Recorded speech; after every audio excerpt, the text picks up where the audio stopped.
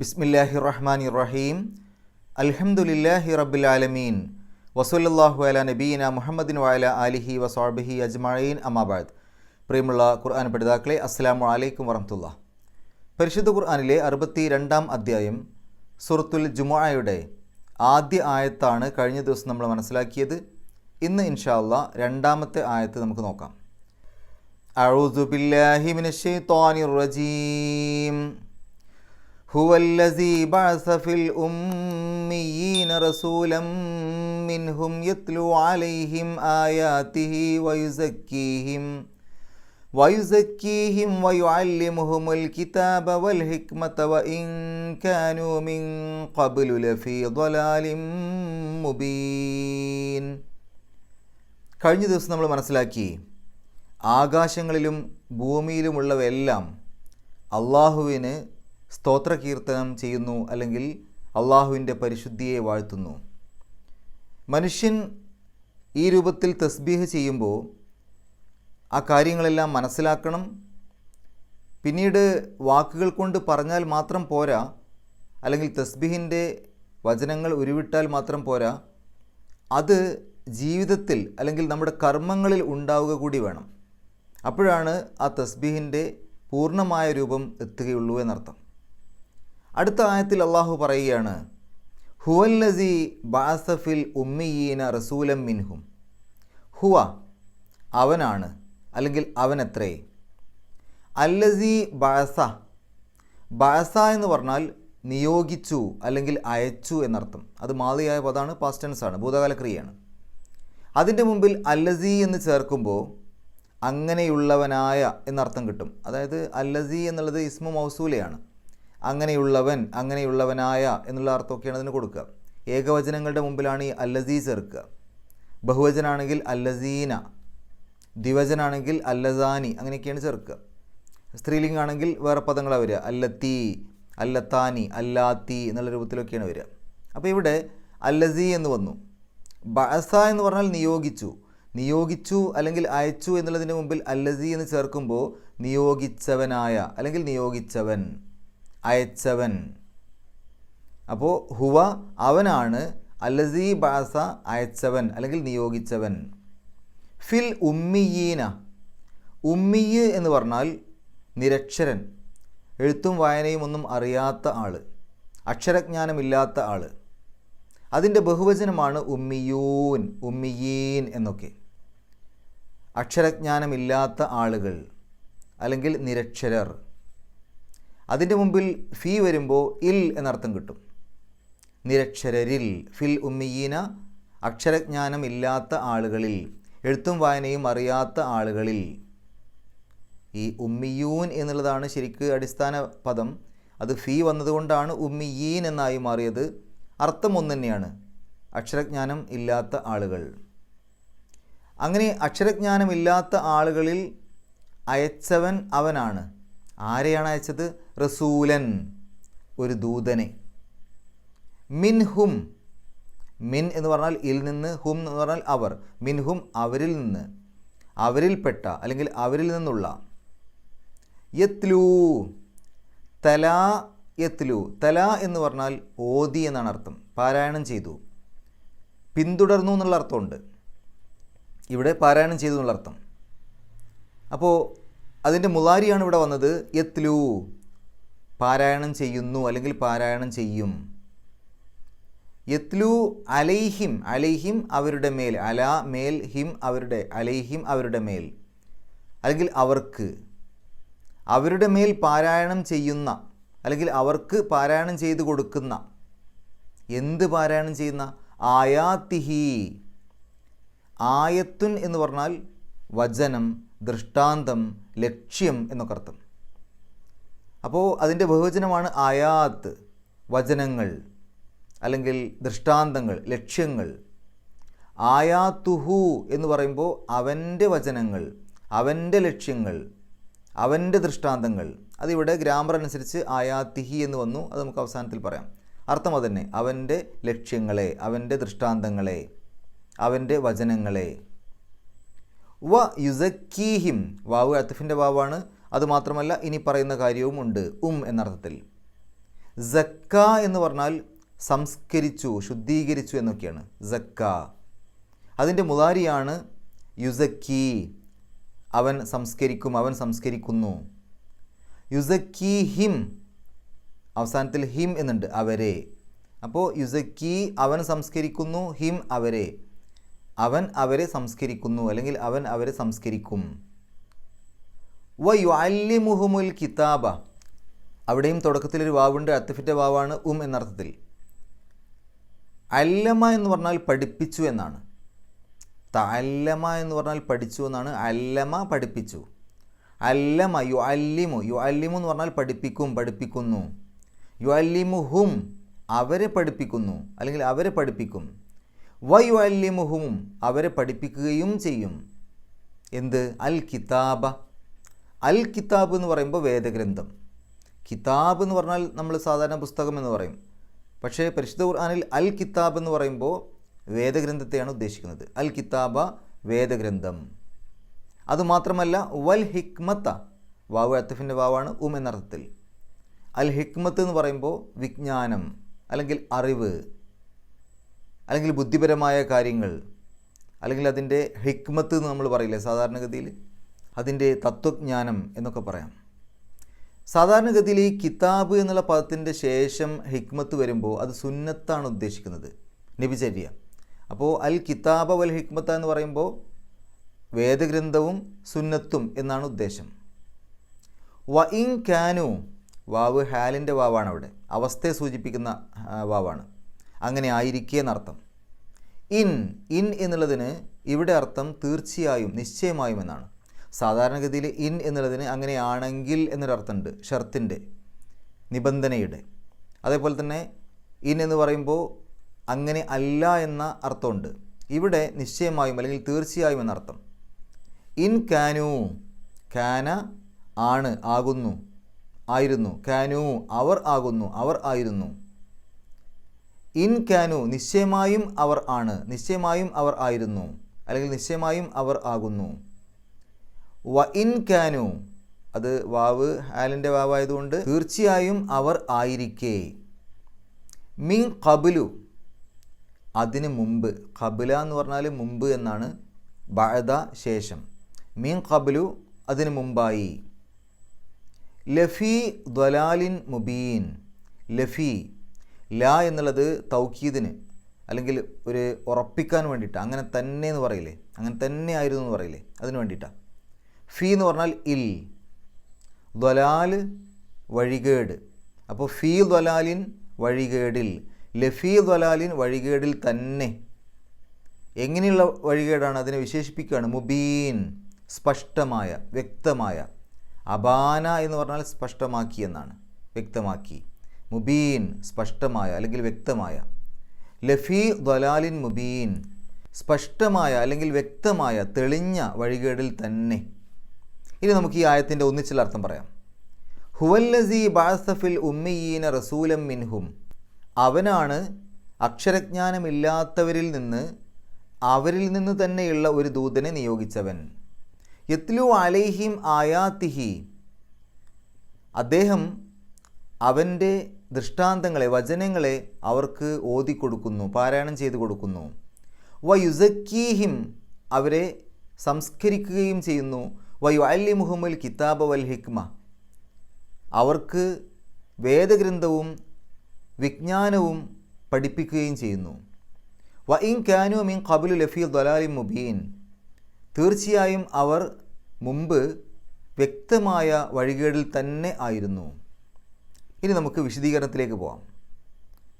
ആയത്ത് തുടങ്ങുന്നത് തന്നെ ഹുവ, അവനാണ്, അല്ലസീ ബഅസ ഫിൽ ഉമ്മിയീന റസൂലൻ മിൻഹും, അക്ഷരജ്ഞാനമില്ലാത്ത ആളുകളിൽ അവരിൽ നിന്ന് തന്നെയുള്ള ഒരു ദൂതനെ നിയോഗിച്ചവൻ. അപ്പോൾ അള്ളാഹു ആണ് നിയോഗിച്ചവൻ എന്ന് തുടക്കത്തിൽ തന്നെ ഉറപ്പിച്ച് പറയാണ്. ഹുവ എന്ന് പറഞ്ഞാൽ തുടങ്ങുന്നത് അള്ളാഹു തന്നെയാണ് നിയോഗിച്ചത്.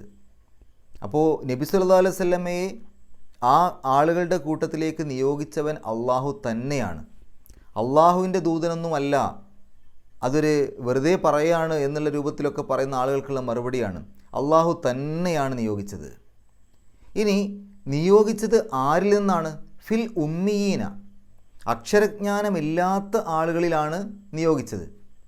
ഇവിടെ ഇലൽ ഉമ്മിയീന എന്നല്ല, അക്ഷരജ്ഞാനമില്ലാത്ത ആളുകളിലേക്ക് എന്നല്ല, അവരിൽ നിന്നുള്ള ഒരു പ്രവാചകനെ അവരിൽ നിയോഗിച്ചു എന്ന് പറഞ്ഞാൽ അവർക്ക് വേണ്ടി മാത്രമല്ല. അവർക്ക് വേണ്ടി മാത്രമാണെങ്കിൽ ഇലൽ ഉമ്മിയീന എന്ന് പറഞ്ഞാൽ മതി.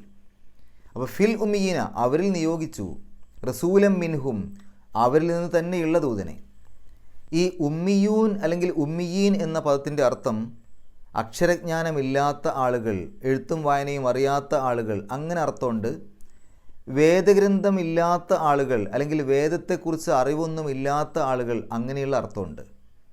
അപ്പോൾ വേദഗ്രന്ഥമൊന്നും കിട്ടാത്ത ആളുകൾ, വേദഗ്രന്ഥം കിട്ടിയ ആളുകൾ അവിടെ വേറെ ഉണ്ട്. ജൂതന്മാരൊക്കെ വേറെ ഉണ്ടല്ലോ, അവർക്കൊക്കെ വേദഗ്രന്ഥം കിട്ടിയ ആളുകളാണ്. അപ്പോൾ വേദഗ്രന്ഥം കിട്ടിയ ആളുകൾ, ക്രിസ്ത്യാനികളും ജൂതന്മാരും ഒക്കെ അവിടെയുണ്ട്. എന്നാൽ വേദഗ്രന്ഥം കിട്ടാത്ത ആളുകൾ, ആ കിട്ടാത്ത ആളുകളിൽ നിന്നാണ് ഒരു പ്രവാചകനെ അള്ളാഹു നിയോഗിക്കുന്നത്. ഇവിടെ ജൂതന്മാരൊക്കെ പറഞ്ഞിരുന്നു, ഞങ്ങളാണ് വേദഗ്രന്ഥത്തിൻ്റെ ആളുകൾ, ഞങ്ങളാണ് അള്ളാഹുവിനോട് ഏറ്റവും അടുത്ത ആളുകൾ. അപ്പോൾ അവരുടെ ഒരു മനസ്സിൽ ഒരു പ്രവാചകൻ വരികയാണെങ്കിൽ തന്നെ അത് ഞങ്ങളുടെ കൂട്ടത്തിൽ നിന്നാണ് വരിക, ഞങ്ങളാണ് വേദഗ്രന്ഥത്തിൻ്റെ ആളുകൾ, ഞങ്ങളാണ് പ്രവാചകന്മാരുടെ ആളുകൾ എന്നൊക്കെയുള്ള അഹങ്കാരം അവർക്കുണ്ടായിരുന്നു. അള്ളാഹു ഇവിടെ പറയാണ്, അക്ഷരജ്ഞാനമില്ലാത്ത, വേദഗ്രന്ഥമൊന്നും അറിയാത്ത ആ ആളുകളുടെ കൂട്ടത്തിൽ നിന്ന് തന്നെയാണ് അള്ളാഹു ഒരു പ്രവാചകനെ നിയോഗിച്ചത്. ഇനി എന്തുകൊണ്ടാണ് അങ്ങനെ ഒരു എഴുത്തും വായനയും ഒന്നും അറിയാത്തൊരു പ്രവാചകനെ, അതും അവരുടെ കൂട്ടത്തിൽ നിന്ന് തന്നെ നിയോഗിക്കാനുള്ള കാരണം? അവരുടെ കൂട്ടത്തിൽ നിന്ന് തന്നെയാകുമ്പോൾ അവർക്ക് പിന്നെ ഒരു സംശയമില്ല. കാരണം അവരുടെ കൂട്ടത്തിൽ ജീവിച്ച് വളർന്ന് 40 വയസ്സ് വരെ അവരുടെ കൂട്ടത്തിൽ അവർക്കെല്ലാവർക്കും വളരെയധികം വേണ്ടപ്പെട്ട ഒരാളായിട്ട് ജീവിച്ച ഒരു പ്രവാചകൻ, എല്ലാവർക്കും അംഗീകരിക്കാൻ പറ്റുന്ന വ്യക്തിയാണ്, എല്ലാവർക്കും ഇഷ്ടമുള്ള വ്യക്തിയാണ്.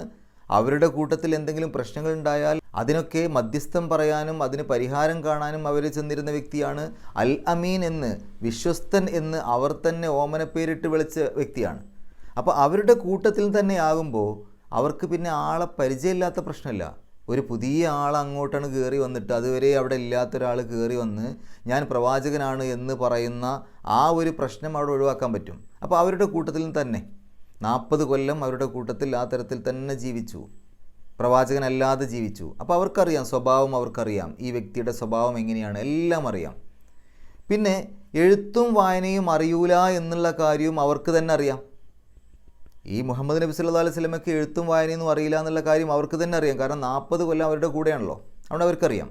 അപ്പോൾ അങ്ങനെ എഴുത്തും വായനയും ഒന്നും അറിയാത്തൊരു പ്രവാചകൻ അള്ളാഹുവിൻ്റെ വചനങ്ങൾ ഇങ്ങനെ ഓതി കൊടുക്കുമ്പോൾ എന്തായാലും ഒരു കാര്യം ഉറപ്പാണ്, അദ്ദേഹം സ്വന്തമായിട്ട് അത് എഴുതൂല. കാരണം എഴുതാനുള്ള കഴിവ് അദ്ദേഹത്തിനില്ല, വായിക്കാനും അദ്ദേഹത്തിന് കഴിയില്ല.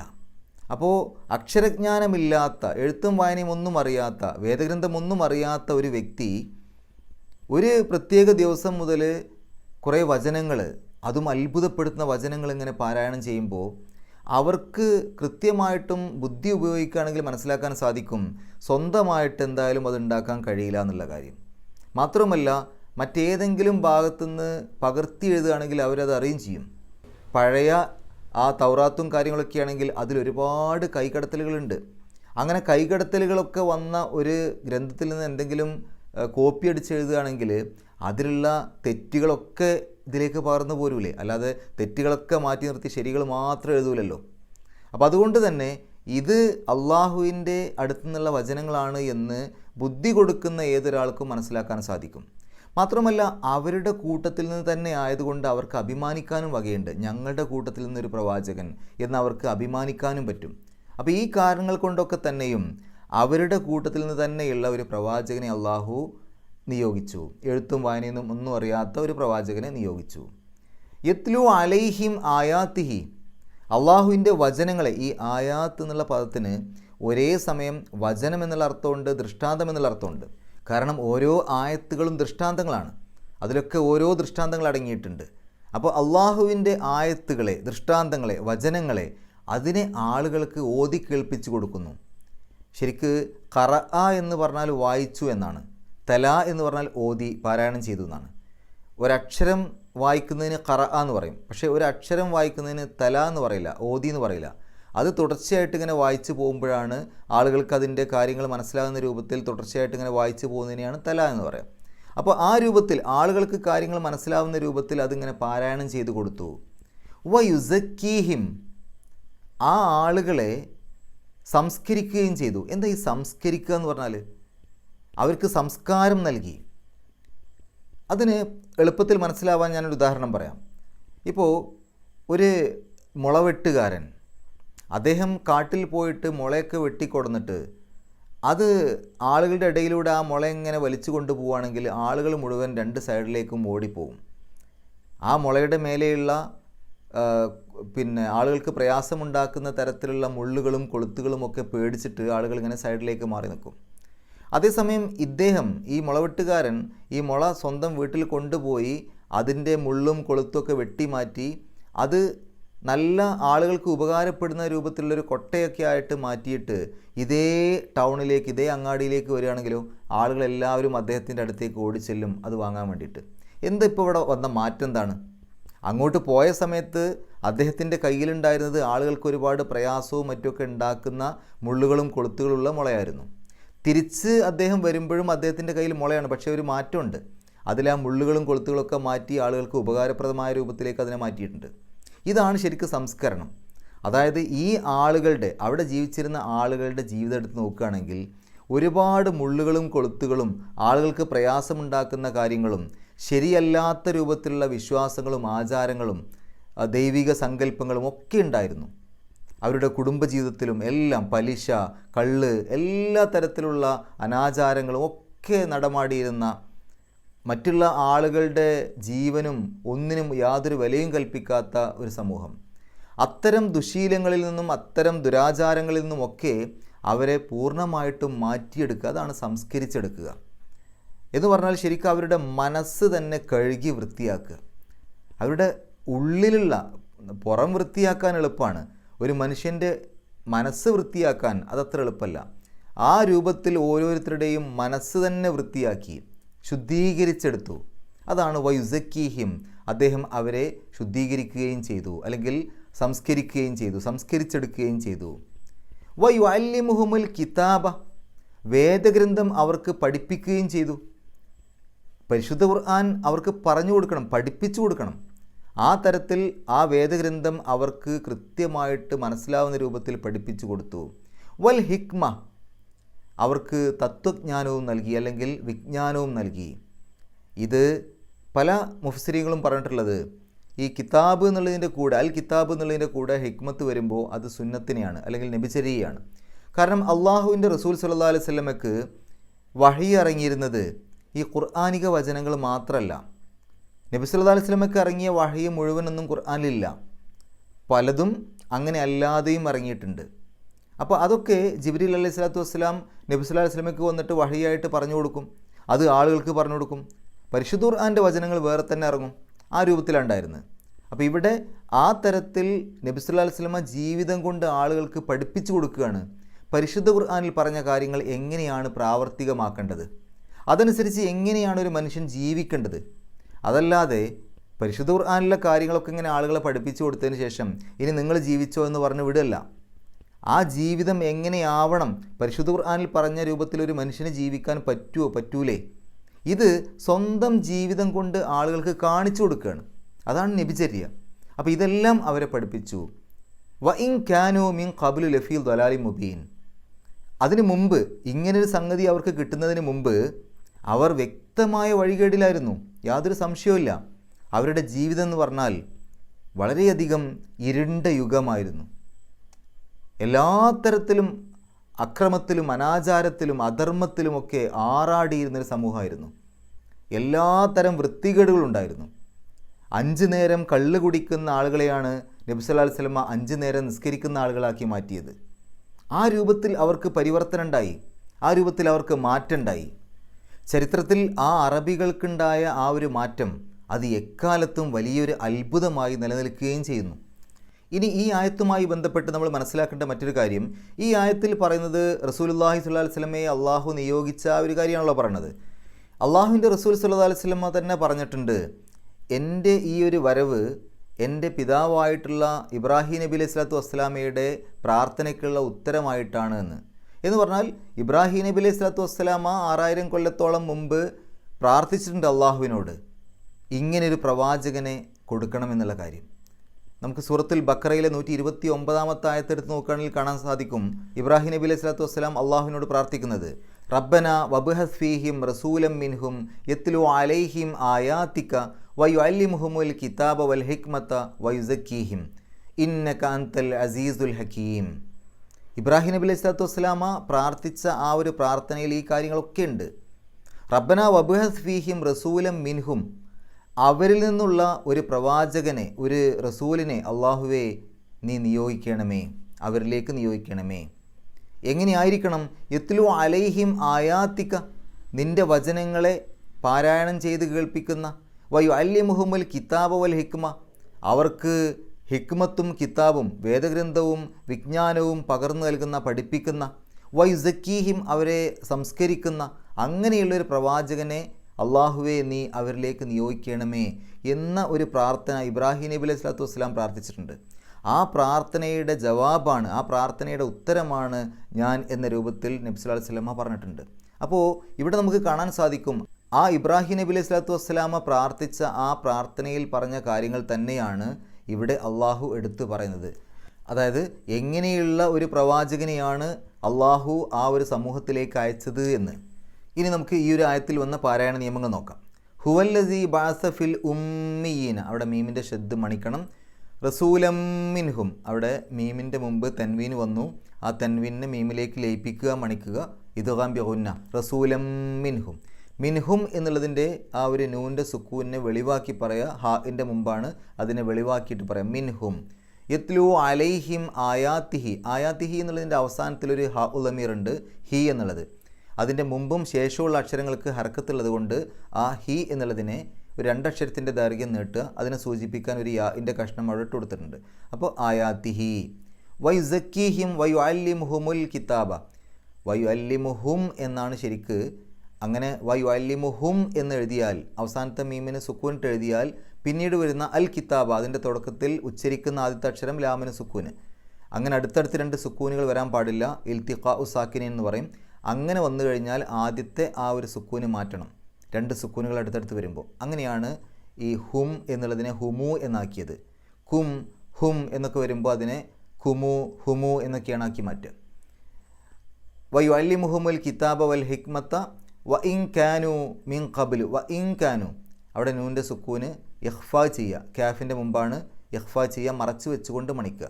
വ ഇൻ കാനു മിൻ ഖബ്ലു, അവിടെയും ഇഖ്ഫാ, മിൻ ഖബ്ലു, ഖാഫിൻ്റെ മുമ്പ് സുക്കൂൻ നൂന്. ഖബ്ലു എന്നുള്ളിടത്ത് ബാഇന് സുക്കൂൻ വന്നത് കൽക്കലത്തിൻ്റെ അക്ഷരമാണ്, എടുത്ത് പറയണം. ഖബ്ലു, ബ് എന്നുള്ളത് വെളിവായി പുറത്തേക്ക് കേൾക്കണം. ലഫി ദ്വലാലിം മുബീൻ, അവിടെ മീമിൻ്റെ മുമ്പ് തൻവീന് വന്നു, ആ തൻവീനിനെ മീമിലേക്ക് ലയിപ്പിക്കുക, മണിക്കുക. ഇദ്ഗാം ബിഗുന്ന, അപ്പോൾ ദ്വലാലിം മുബീൻ. ആ മീമിന് ഷദ്ദിട്ടിട്ട് പറയുന്ന പോലെ, മണിച്ചിട്ട് പറയുന്ന പോലെ ഉണ്ടാവും ആ സമയത്ത്. മുബീൻ എന്നുള്ളതിൻ്റെ അവസാനത്തെ നൂനിന് സുക്കൂനിട്ടിട്ട് നിർത്തുക. അതിൻ്റെ തൊട്ട് മുമ്പുള്ള ആ ഒരു ബി എന്നുള്ള നീട്ടലിനെ 6 അക്ഷരത്തിൻ്റെ ദൈർഘ്യം വരെ നീട്ടാൻ അനുവാദമുള്ള മദ് ആരിലായിട്ട് മനസ്സിലാക്കാൻ സാധിക്കും. ഇനി നമുക്ക് ഈ ആയത്തൊന്ന് പാരായണം ചെയ്യാം, ശേഷം ഗ്രാമർ നോക്കാം. അഊദു ബില്ലാഹി മിനശ് ശൈത്വാനിർ റജീം. ഹുവല്ലസീ ബഅസ ഫിൽ ഉമ്മീന റസൂലം മിൻഹും യത്ലു അലൈഹിം ആയാതിഹി വയുസക്കീഹിം വയുഅല്ലിമുഹുമുൽ കിതാബ വൽ ഹിക്മത വഇൻ കാനൂ മിൻ ഖബ്ലു ലഫീ ളലാലിൻ മുബീൻ. ഗ്രാമർ നോക്കുകയാണെങ്കിൽ ഹുവല്ലസീ ബഅസ, അവനത്രേ നിയോഗിച്ചവൻ. ബഅസ നിയോഗിച്ചു, ആരെ? റസൂലൻ, ഒരു ദൂതനെ. അതിൻ്റെ ഇടയിലൊരു ഫിൽ ഉമ്മീനുണ്ട്, പക്ഷേ ബഅസ നിയോഗിച്ചു. ആരെ നിയോഗിച്ചു? റസൂലൻ, ദൂതനെ. അപ്പോൾ ആ റസൂൽ എന്നുള്ള പദം ഒബ്ജക്റ്റാണ്, അല്ലെങ്കിൽ കർമ്മമാണ്, മഫൂലും ബിഹിയാണ്. മഫൂലും ബിഹിക്ക്, അതായത് ഒബ്ജക്റ്റിന് എപ്പോഴും ഇറാബ് നസ്ബായിരിക്കും. അതുകൊണ്ടാണ് റസൂലൻ എന്ന് ഫത്ത് തൻവീൻ ഇട്ട് എഴുതിയത്. ഇനി ഫിൽ ഉമ്മീൻ എടുക്കുകയാണെങ്കിൽ ശരിക്കും അവിടെ അക്ഷരജ്ഞാനമില്ലാത്തവർ, അക്ഷരജ്ഞാനം അറിയാത്തവർ എന്നുള്ള രൂപത്തിൽ പറയാൻ ഉമ്മിയൂൻ എന്ന് പറഞ്ഞാൽ മതി. ഫീ വരുമ്പോൾ അതിന് ജെറ് കിട്ടും, അല്ലെങ്കിൽ ആ ഫീക്ക് ശേഷം വരുന്ന ഇസ്മിന് ജെറ് കിട്ടും. അപ്പോൾ ഫിൽ ഉമ്മിയൂൻ എന്ന് പറയില്ല, ഫിൽ ഉമ്മിയീൻ എന്നാ പറയാം. വാവും നൂനും കൊണ്ട് അവസാനിക്കുന്ന ബഹുവചന രൂപങ്ങൾ, അതിനെ ജംഅ് മുദക്കർ സാലിം എന്ന് പറയും. അങ്ങനെയുള്ള ജംഅ് മുദക്കർ സാലിമിൽപ്പെട്ട പദങ്ങൾക്ക്, അത്തരം പദങ്ങൾക്ക് മുമ്പിൽ ഹർഫ് ജെറ് വരുമ്പോൾ അതിനെ ജെറ് ചെയ്യാൻ വേണ്ടി, ആ പദങ്ങൾക്ക് ജെറ് ചെയ്യാൻ വേണ്ടിയിട്ട് വാവിനെ മാറ്റിയിട്ട് യാ ആക്കുകയാണ് ചെയ്യുക. അപ്പോൾ ഉമ്മിയൂൻ എന്നുള്ളതിന് പകരം ഉമ്മിയീൻ എന്നാണ് ആവുക. മുസ്ലിമൂൻ എന്നുള്ളത് മുസ്ലിമീൻ എന്നാവും. റസൂലം മിൻഹും യത്ലു അലൈഹിം, യത്ലു പാരായണം ചെയ്യുന്നു, ഓതിക്കൊടുക്കുന്നു. എന്തിനെ ഓതിക്കൊടുക്കുന്നു? ആയാത്തിഹി. അവിടെ ആ ആയാത്ത് എന്നുള്ള പദവും മഫ്ഊലുൻ ബിയുടെ സ്ഥാനത്താണ്. ആയാത്ത് ഈ അലിഫും താവും കൊണ്ട് അവസാനിക്കുന്ന ബഹുവചന രൂപങ്ങൾ, അത് ജമ്മു മുഅന്നസ് സാലിം എന്ന് പറയും. അത്തരം പദങ്ങൾക്ക് നെസ്ബ് കൊടുക്കേണ്ട സന്ദർഭങ്ങളിലും ജെറ് കൊടുക്കേണ്ട സന്ദർഭങ്ങളിലും അവസാനത്തിൽ കെസ്റാണ് കൊടുക്കുക. ഇപ്പോൾ സമാവാത്ത് എന്നൊക്കെ പറയുമ്പോൾ സമാവാത്തി എന്നാണ്. നെസ്ബ് കൊടുക്കേണ്ടി വന്നാലും ജെറ് കൊടുക്കേണ്ട സമയം വന്നാലും സമാവാത്തി എന്നാണ് പറയാം. ഇവിടെ ആയാത്ത് എന്നുള്ള പദം, ആ ആയാത്ത് എന്നുള്ള പദത്തിന് നെസ്ബാണ് കൊടുക്കേണ്ടത്. കാരണം അത് യത്ലു എന്നുള്ളതിൻ്റെ മഫ്ഊലുൻ ബിഹി ആണ്, അല്ലെങ്കിൽ ഒബ്ജക്റ്റാണ്. പാരായണം ചെയ്യുന്നു. എന്തിനെ പാരായണം ചെയ്യുന്നു? ആയത്തുകളെ. അപ്പോൾ ആ ആയത്തുകളെ എന്നുള്ള ആയാത്ത് എന്നുള്ളത് മഫ്ഊലുൻ ബിഹിയാണ്, ഒബ്ജക്റ്റാണ്, കർമ്മാണ്. അതുകൊണ്ട് അതിന് നെസ്ബ് കിട്ടണം. നെസ്ബ് കൊടുക്കാൻ വേണ്ടി കെസ്റാണ് കൊടുക്കുക. അതുകൊണ്ട് ആയാത്തി എന്നാണ് പറയുക. ആയാത്തി എന്ന് പറയുമ്പോൾ പിന്നെ അതിൻ്റെ കൂടെ ഹു എന്ന് ചേരില്ല, ഹി എന്നാണ് ചേരുക. അതുകൊണ്ട് ആയാത്തി ഹി എന്നെഴുതി. വയുസക്കീഹിം വയുഅല്ലിമുഹുമുൽ കിതാബ. വയുഅല്ലിമുഹും, അല്ലമ യുഅല്ലിമു, പഠിപ്പിക്കുന്നു. എന്തിനെ പഠിപ്പിക്കുന്നു? അൽ കിതാബ, വേദഗ്രന്ഥത്തെ. അപ്പോൾ അൽ കിതാബ എന്നുള്ളതും മഫ്ഊലുൻ ബിഹിയാണ്, ഒബ്ജക്റ്റാണ്, കർമ്മാണ്. അതുകൊണ്ടാണ് കിതാബ അവസാനത്തിൽ ഫതഹ ഇട്ടത്. അത് നെസ്ബ് കൊടുക്കാൻ വേണ്ടിയിട്ടാണ്. ഇനി ആ അൽ കിതാബ എന്നുള്ള പദത്തോടു കൂടി ചേർന്ന് നിൽക്കുന്ന, അല്ലെങ്കിൽ അതുപോലെയുള്ള മറ്റൊരു മഫ്ഊലുൻ ബിഹി എന്ന് വേണമെങ്കിൽ പറയാം, അതാണ് ഹിക്മത്ത് എന്നുള്ള പദം. അപ്പോൾ അത് രണ്ടും മഫ്ഊലുൻ ബിഹിയുടെ സ്ഥാനത്താണ്. പക്ഷേ അങ്ങനെ വരുമ്പോൾ നമ്മൾ ആദ്യത്തേന് മഫ്ഊലുൻ ബിഹി എന്ന് പറയും, രണ്ടാമത്തേനെ ആ ആദ്യത്തെ മഫ്ഊലുൻ ബിഹിയിലേക്ക് ചേർക്കപ്പെട്ടത് മഅതൂഫ് എന്നാണ് പറയുക. അപ്പോൾ വൽ ഹിക്മത്ത, അങ്ങനെ വരുന്ന സമയത്ത് രണ്ടിനും ഒരേപോലെ വരിക. ആ മഫ്ഊലുൻ ബിഹിക്ക് നെസ്ബാണല്ലോ, അതുകൊണ്ട് അതിനും നെസ്ബ് തന്നെയാണ് കിട്ടുക. അപ്പോൾ വൽ ഹിക്മത്ത അവസാനത്തിൽ ഫതഹ ഇടാനുള്ള കാരണം അതുകൊണ്ടാണ്. വ ഇൻ കാനു മിൻ ഖബ്ലു, ഇവിടെ മിൻ വന്നിട്ട് എന്തുകൊണ്ട് ഖബിലി എന്നായില്ല? സാധാരണഗതിയിൽ മിൻ ബഅദി ദാലിക, മിൻ ഖബിലി എന്നൊക്കെ നമ്മൾ പല സ്ഥലത്തും കണ്ടിട്ടുണ്ടാവും. ഇവിടെ എന്തുകൊണ്ടാണ് മിൻ ഖബ്ലു എന്നെഴുതിയത്? ഈ ഖബില എന്നുള്ള പദം വരുമ്പോൾ അത് ഏതെങ്കിലും ഒന്നിലേക്ക് ഇളാഫത്ത് ചെയ്തിട്ടുണ്ടെങ്കിൽ, ഇപ്പോൾ ഖബ്ലഹും അല്ലെങ്കിൽ ഖബ്ല ദാലിക, അങ്ങനെയൊക്കെ ഏതെങ്കിലും ഒന്നിലേക്ക് ഇളാഫത്ത് ചെയ്തിട്ടുണ്ടെങ്കിൽ, അങ്ങനെയാണെങ്കിൽ അത് നെസ്ബിൻ്റെ രൂപത്തിൽ വരും, ഖബില എന്നുള്ള രൂപത്തിൽ. അതിൻ്റെ മുമ്പിൽ ഹർഫ് ജെറ് വന്നിട്ടുണ്ടെങ്കിൽ അതിന് ജെറും കിട്ടും, മിൻ ഖബിലിഹി. എന്നാൽ ഈ ഖബില എന്നുള്ള പദം ഒന്നിലേക്കും ഇളാഫത്ത് ചെയ്യപ്പെട്ടില്ലെങ്കിൽ, ഇളാഫത്ത് ചെയ്യുക എന്ന് പറഞ്ഞാൽ ചേർക്കുക, ഒന്നിലേക്കും ആ തരത്തിൽ ഇളാഫത്ത് ചെയ്തിട്ടില്ല എങ്കിൽ, അങ്ങനെയാണെങ്കിൽ അതിന് ലമ്മായിരിക്കും, ലമ്മിൽ മബിനിയാണെന്ന് പറയും. അപ്പോൾ അതിന് പിന്നെ മാറ്റം ഉണ്ടാവില്ല, ഖബിലു തന്നെയാണ് പറയുക. അതിൻ്റെ മുമ്പിൽ മിൻ വന്നാലും ആ ഖബിലു എന്നുള്ളതിന് മാറ്റമൊന്നും ഉണ്ടാവില്ല, അങ്ങനെ തന്നെ എഴുതും. ഇവിടെ അതാണ്. ഇവിടെ ഈ ഖബില എന്നുള്ള ആ ഒരു പദം വേറെ ഒന്നിലേക്കും ചേർത്തിട്ടില്ല, അത് ഒറ്റയ്ക്ക് നിൽക്കുകയാണ്. മീൻ ഖബിലു, മുമ്പ് എന്നുള്ളൊരർത്ഥം മാത്രം. അല്ലെങ്കിൽ അവരുടെ മുമ്പ് എന്നോ അല്ലെങ്കിൽ അതിന് മുമ്പ് എന്നോ അങ്ങനെയൊന്നുമില്ല, ഒന്നിലേക്കും ചേർത്തിട്ടില്ല, വെറും ഒരു മുമ്പ് എന്നുള്ള വാക്ക് മാത്രമേ ഉള്ളൂ. അതുകൊണ്ട് അങ്ങനെ വരുന്ന സന്ദർഭങ്ങളിൽ ഖബിലു എന്നാണ് എഴുതുക. അത് ലമ്മിൽ മബിനി ആയിരിക്കും. അതിൻ്റെ മുമ്പിൽ ഹർഫ് ജറായിട്ടുള്ള മിന്നോ ഇല വന്നാലൊന്നും തന്നെ അതിന് യാതൊരു മാറ്റവും ഉണ്ടാവില്ല. അപ്പോൾ മിൻ ഖബിലു അത് മബിനിയാണ്. അത് മിൻ വന്നതുകൊണ്ട് ജെറ് ചെയ്യപ്പെട്ടതാണെന്ന് പറയാം, മജ്റൂറാണെന്ന് പറയാം. പക്ഷേ അതിന് കെസ്ർ ഇട്ട് കൊടുക്കാൻ പറ്റില്ല, അത് മബിനിയാണ്, അത് അങ്ങനെ തന്നെ എഴുതാനേ പറ്റുള്ളൂ. ലഫി ദ്വലാലി മുബീൻ, അവിടെ ദ്വലാൽ എന്നുള്ള പദത്തെ വിശേഷിപ്പിക്കുന്ന പദമാണ് മുബീൻ. ഒരു പദത്തെ മറ്റൊരു പദം കൊണ്ട് വിശേഷിപ്പിക്കുമ്പോൾ രണ്ടിനും ഒരേ രൂപഘടനയാണ് കിട്ടുക.